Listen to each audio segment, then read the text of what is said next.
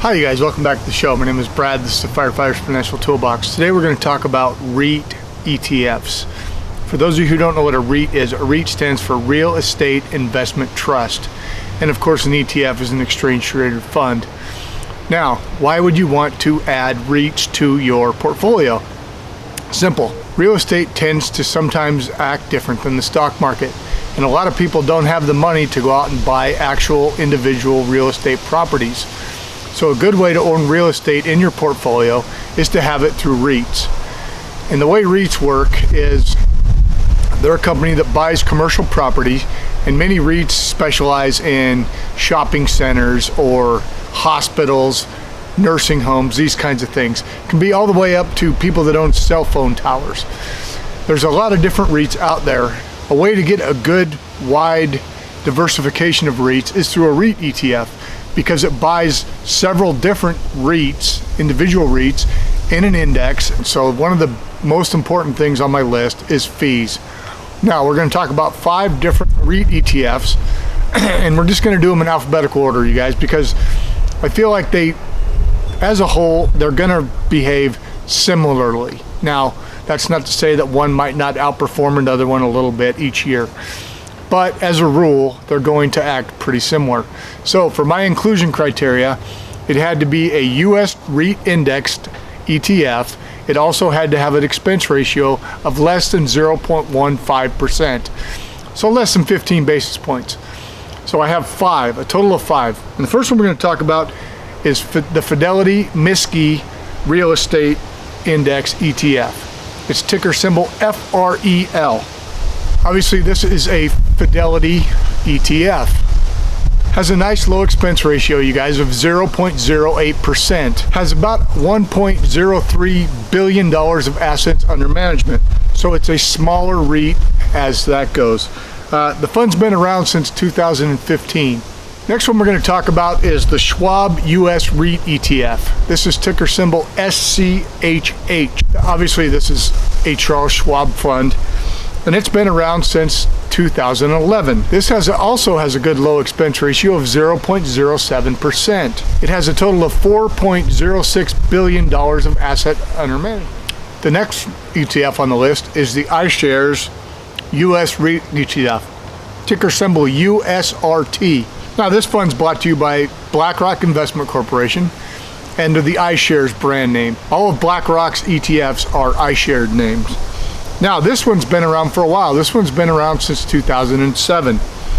It also has a low expense ratio of 0.08%, and it has a total of $1.33 billion worth of assets under management. The next one on the list is the Vanguard Real Estate ETF. This is the one that I actually hold, you guys. Full disclosure, I hold it as an index fund, but it's the same one.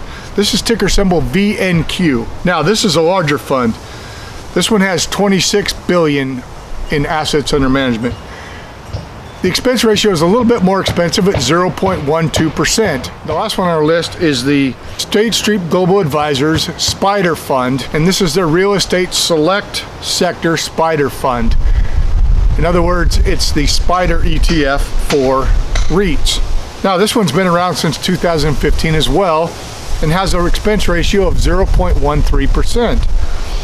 Has a total of $2.26 billion in assets under management. So again, a medium-sized fund. So with all these fund choices, which one should we pick? Well, as I said, you guys, as a rule, they perform pretty similarly.